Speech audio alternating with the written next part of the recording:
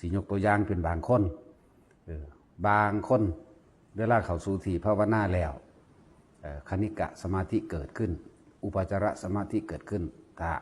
แต่ว่าคณิกะสมาธิก็อยู่ในขั้นของฌาน1 กับ 2อยู่ประมาณนี้เรียกว่าคณิกะสงบชั่วคราวต่อมาเมื่อเฮาประคองจิตของเฮาเพ่งอยู่ในลมไปได้เรื่อยๆอุปจาระสิเกิดขึ้นคำว่าอุปจาระนี่คือสิ่งที่อุบัติขึ้นภายในจิตภายในใจและภายในความรู้สึกของเฮาเองอุปจาระเกิดทางกายที่เอิ้นว่าปิตินั่นน่ะปิตินี่ดีอย่างหนึ่งเป็นเครื่องยืนยันว่าเป็นผู้อยู่ในฌานนี่คือเป็นเครื่องยืนยันว่าเฮายังเพ่งอยู่ในอารมณ์อันใดอันหนึ่งอยู่หรือเอิ้นว่าเป็นเครื่องยืนยันของคำว่าฌานต่อมาถ้าจิเทียบแล้วปิตินี่ก็เป็นอุปจาระอันหนึ่งโดยคำว่าสมาธิก็คือสิ่งที่อุบัติขึ้นให้เฮาวันไหวก็ได้ให้จิตไม่ตั้งมั่นก็ว่าไปจังซี่ก็ได้ หลายคนที่ว่า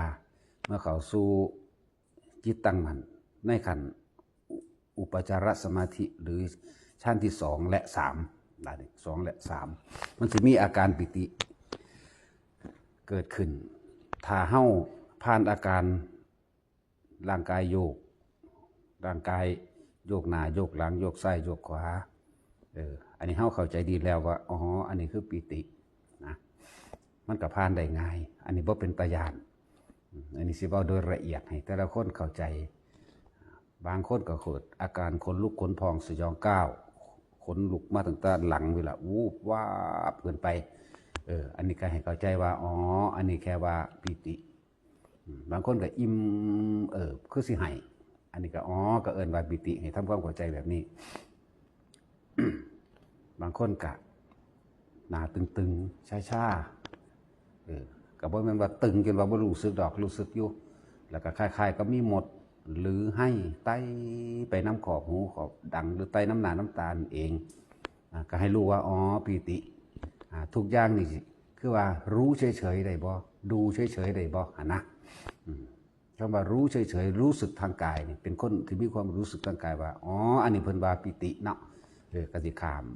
มความญาณมาได้ มาข้ามมาแล้วบางที่ก็มีอาการลักษณะเย็นคล้ายๆกับมือใหญ่ๆมาจับหลังมากดหัว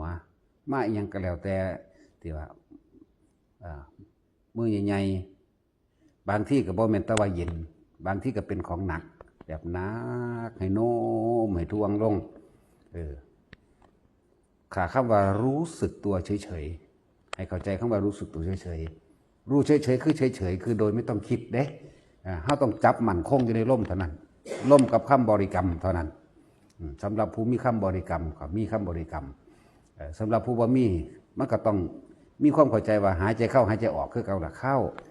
ออกเข้าออกนะกับพระต่างจากคำว่าพุทโธหรอกเอาพุทโธดีกว่า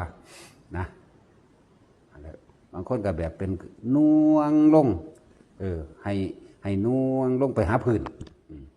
เฮาก็สิบังคับมันขึ้นมาเด้มันเป็นอย่างคือบังคับมันเพราะว่าเฮาคิดอยากให้มันเป็นปกติที่จริงมันปกติอยู่ในหันแหละบางทีก็เย็นจังสิก็บ่ต้องไปคิดเรื่องเย็นก็บ่ต้องไปคิดเรื่องน่วงลงถ้าคิดแล้วมันสิเป็นไปเลยได้น่วงไปเลยได้บาดนี้สิพยายามบังคับประเภทนั่งประเภทนอนประเภทยืนเด้อที่อธิบายอยู่เดี๋ยวนี้แต่หลายคนบ่สิเข้าใจบ่ว่ายืนทำสมาธิหลายคนบ่ค่อยเฮ็ดปานใดแต่เฮาเฮ็ดมาเบิดทุกแบบก็เลยอยากอธิบายแต่ละแบบให้ฟังนั่งเฮาก็เฮ็ดเป็นปกติยืนเฮาก็เฮ็ดเป็นปกตินอนเฮาก็เฮ็ดเป็นปกติล้วนแล้วแต่ผ่านอาการเหล่านี้มาให้ทำความเข้าใจคำว่าความรู้สึกทางกายก่อนบางทีก็ร่างกายใหญ่ขึ้นแบบคือจังมันเต็มห้องนี่มันมีความรู้สึกว่าอันนี้ก็ให้ว่าปิติอย่างหนึ่งคือกันบางที่ก็คือสิลอยขึ้นนี่อุปงคาปิติลอยขึ้นที่จริงมันบ่ลอยดอกแต่ว่าเฮาไปยกน้ำมันยกแขนยกแข้งยกขาน้ำมันยกไป เพราะว่าความคิดเด้น้อยๆมันก็เป็นเด้อเพราะว่าความคิดถ้ารู้อยู่เฉยๆรู้อยู่บางใดเอาให้รู้อยู่แค่ลมเท่านั้นเด้อย่าเอาความคิดไปพิจารณาไปหาคำตอบกับอาการปิติที่มันเกิดไม่ต้องไปหาคำตอบมันไม่ต้องไปหาเหตุผลกับมันจะคิดทรงออกเดินว่าไม่ต้องไปให้ความสำคัญกับอาการโยกอาการสันหรืออาการปิติอย่างที่ว่ามาไม่ต้องไปให้ความสำคัญอย่างนี้